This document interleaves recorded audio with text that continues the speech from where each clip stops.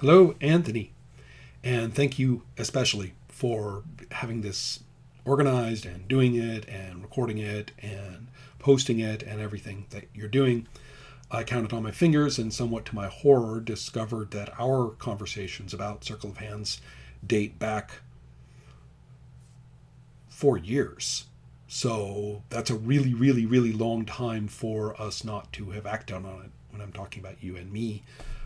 And so, lest more of this time go by, then I'm really glad that you're getting to this.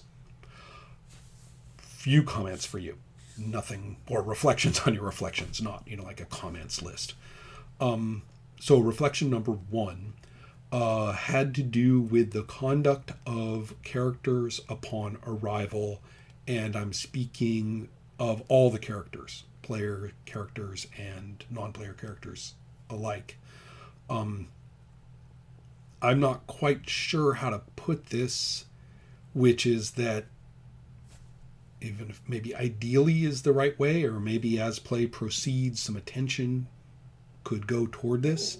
The idea that the characters are not arriving like anonymous people from an airport into a teeming urban metropolis, or like, say, a small town that nobody knew about and nobody knows, oh, did you just arrive, stranger, sort of a comment. That instead we're talking about a culture that is deeply personal, and that they have been guided by people as they have approached, that those people have been replaced by other people that they meet as they have approached, that people ride ahead or travel ahead of them in the ordinary course of events. I'm not talking about some dedicated scout runner who sprints ahead of them. I'm just talking about if somebody's been hunting for you for a few days on your travels, and they will continue after they take their leave to continue to hunt, and they talk to people, and then that person, ranges through their range, and they talk to people, and this is considered normal. It's not spying, it's not strange or, passing secrets. It's the way people interact. And so by the time that the characters have arrived at whatever community it is, people there know they're coming. And they know they're coming not in the sense of batten down the hatches and light the torches and get out the pitchforks. They know they're coming just like they know anybody is coming and arriving and staying. So therefore, the idea that you show up and look for a place to spend the night, somebody's already showing you where you're going to spend the night. They know about it. It's sort of culturally and personally and not very verbally agreed upon that this is where you would be. There might be some other person who's traveling who just left or is still there, about to leave the next morning. There may be somebody who arrives the same way during the time that you're there. It's not, shocking. Your characters would expect it, and everybody will do it. Same thing for something to eat. You don't have to roam around the marketplace looking for the coins that don't exist in this setting in order to pay for a fish. That's not really what happens. People like you eat here and there in this particular area, and you're there. So that's one idea, but perhaps there's a slightly bigger context for that. I remember shocking people during playtesting when I used a certain phrase that I was hunting for. I was struggling for the phrase at the time, which was that the characters do not arrive, meet like crucial NPCs who give them the information, and then they act upon it like it's time for the Black Op. The characters are moving in. In a culture of this kind and technology of this kind, you don't ride across the landscape and sit in a boat across a couple of lakes and go over a mountaintop and all the rest of it, and then arrive in a place, do a thing, and then turn around and go. If you're going to be traveling like this, you're probably going to be staying for a season, and very, very likely through a winter in particular. The idea of doing a trip like that more than once a year is not culturally done. When somebody travels that far, they move in. And by the time they get there, there are people who are effectively ready to treat you as moving in. What all this means is that the opportunity for characters to behave ordinarily is very high.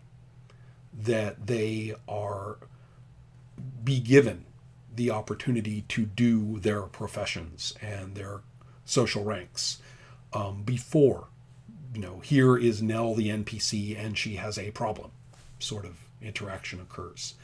And the players, it's kind of fun to just play for a little while. And sometimes you see players puzzled by this. They kind of start hiding behind, water casks or climbing up on rooftops or looking for someone suspicious so they can follow them or something like that. Something like that whole sort of con scenario. Well, time's a wasting. We better get to it.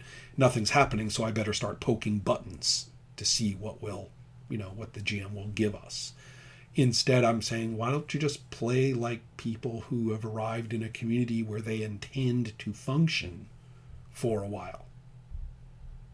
And just eat some food and chop some wood, make a belt, sing a song, stuff like that. And yes, I understand that the one kind of Skaldic character was, little fish out of water in this case, which is fine because what Ivan did with that character seemed to work beautifully in that regard. Being disconnected socially a little bit like that made sense for that character, and it made sense to see them, and it became a very productive place for everyone to play out of, and so that's fantastic. So even when there isn't some sort of obvious fit of that kind, it can still be turned to something strong. Well, anyway, so enough of that notion, but I hope it's food for thought. And I've probably spent some more time than I should have on that because it's evident from your presentation that the key, the core, the crucial element was present. And you said it beautifully, that after you had played for just a little bit, you really do not know where things are going to go. And in many ways, it's like what I just talked about to Ivan, only on the level of this scenario, that what happens in retrospect seemed very inevitable. And yet, at the moment, it was very spontaneous in its formation. Not to say random or paint on the wall, scattershot, or things like that, but it feels, the word that was used was natural. Perhaps the word that I would prefer is right. That play felt right as it went along, and yet things occurred that could not have been anticipated. And yet, in retrospect, it seems as though things causally fell into place almost terrifyingly clearly. I'm paraphrasing from what I heard across the videos. And insofar as that happens, there's your win. That is the way the game plays. Whatever else it is I was saying becomes detail or adjustment and not, oh my God, you screwed it up, fix this now. So that's certainly not my response. My response is precisely the opposite. So that's that. Oh yes, a couple of technical details. The lack of a designated narrator is very deliberate in this case.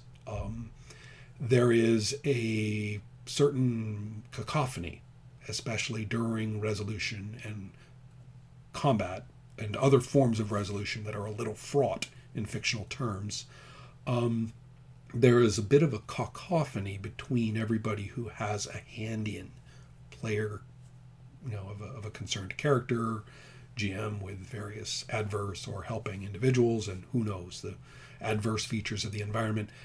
For everybody who's got a hand in the situation, there is a almost breathless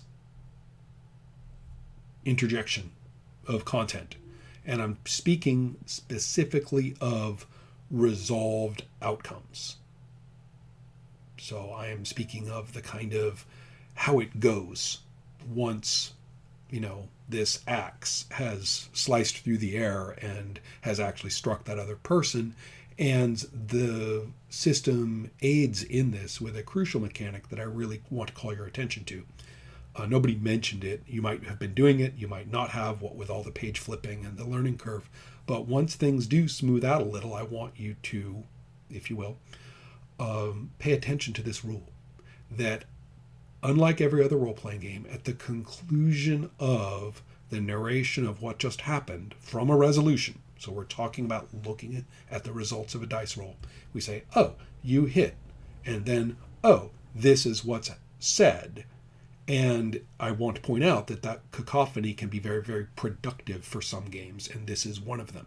So not designating the narrator, but simply whoever grabs the talking stick at that point simply because they must is the narrator.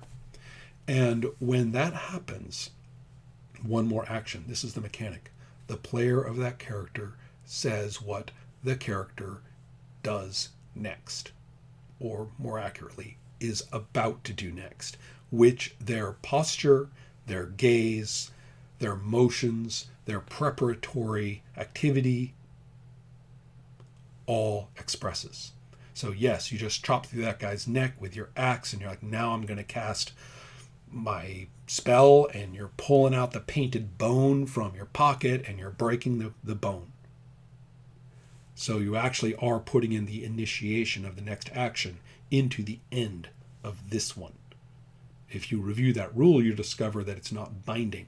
By the time that comes around, you may be doing something else. But at the moment we see where your character's attention is, we understand their posture, we understand what their hands are doing, and we see where their attention is focused. And that is enormous with the grounding of the activity, so that we know what every single character is doing in that regard at the end of each of their actions, so that you can glance across everybody right there and see them all in motion. You will find with game with resolution, and especially combat, grounded in that particular mechanical step, that the narration of resolved outcomes is so intuitive and so direct and so based on postures, motions, the feel of the weapons in the hands, the amount that you had to stretch or jump to get somewhere. All of those things are so vivid that to say how the resolved action turns out it takes on a quality I can only call involuntary on someone's part. Somebody's going to blurt. So it's very specifically set up not to designate a narrator of a particular outcome. All right. Theoretical point 2, to expand from that very practical one, which is that I noted you used the word narration for 2 different things. And I mean such different things that I can't imagine calling them the same thing. One of them was what I just described. Dice have hit the table, and now we are going to, in some way, fictionally shape what it is that they have told us to do. And that's great. That's what I call narration too, most of the time.